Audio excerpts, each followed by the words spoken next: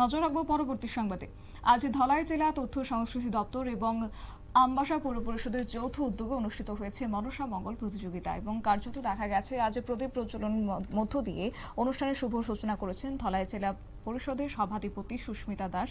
অনুষ্ঠানে অন্যান্যদের মধ্যে উপস্থিত ছিলেন আমবাসা পৌর পরিষদের চেয়ারপারসন গোপাল সূত্রধর, একই সঙ্গে ছিলেন আমবাসা পঞ্চায়েত সমিতির চেয়ারপারসন হেমলি দেববর্মা এবং মহকুমা শাসক সঞ্জিত দেববর্মা সহ অন্যান্যরা।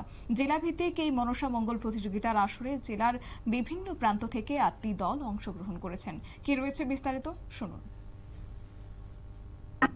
কিন্তু আজকে যেহেতু একটা প্রতিযোগিতায়, তখন আমাদেরও মনের মধ্যে একটা আশা থাকবে যে আমরা বিভিন্ন জায়গা থেকে বিভিন্ন দল এসেছি, বিভিন্ন প্রান্ত থেকে।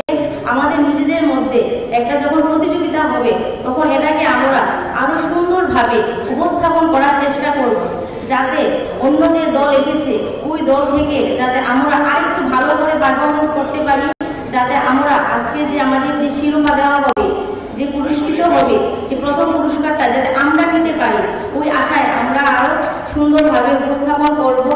আর যারা এই মনসা মঙ্গল প্রতিযোগিতায় অংশগ্রহণ করেনি তারাও হয়তো অনেকে এই বিষয়টা অবগত নেই যে প্রতিযোগিতা হবে।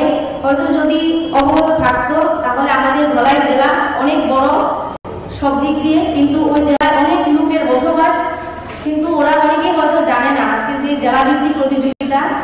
আর বিষয়টা হলো, আমি গতকালকে আপনারা শুনলেন সংশ্লিষ্টদের বক্তব্য এবং আজ আমবাসা টাউন হলে অনুষ্ঠিত হয়েছে আমবাসা পৌর পরিষদের উদ্যোগে এবং তথ্য সংস্কৃতি দপ্তরের উদ্যোগে মনসা মঙ্গল পুঁথিপাঠ প্রতিযোগিতা, এবং যেখানে এই জেলার বিভিন্ন প্রান্ত থেকে 8টি দল অংশগ্রহণ করেছেন। উদ্বোধনী অনুষ্ঠান শেষে মঞ্চে একে একে প্রতিটি দলের শিল্পীরা প্রতিযোগিতার আসরে অবতীর্ণ হয় এবং প্রতিযোগিতা শেষে বিজয়ীদের পুরস্কৃত করা হয়েছে। জেলাভিত্তিক মনসা মঙ্গল প্রতিযোগিতাকে কেন্দ্র করে ব্যাপক সাড়া এবং উদ্দীপনা পরিলক্ষিত হয়েছে। নিয়ে নিচ্ছে ছোট্ট একটি বিজ্ঞাপন বিরতির সঙ্গে থাকুন।